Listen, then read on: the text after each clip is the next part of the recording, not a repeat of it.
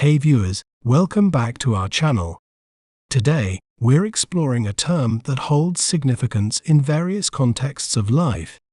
It refers to a person who is fully grown or developed, usually above the age of 18.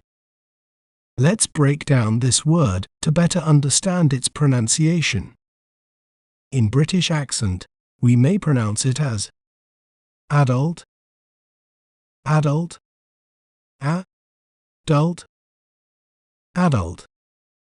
While in American accent, we may pronounce it as adult, adult, adult, adult. Isn't it fascinating how breaking down a word can make it clearer? If you enjoyed learning about the term adult, be sure to subscribe to our channel for more educational content. Thanks for watching.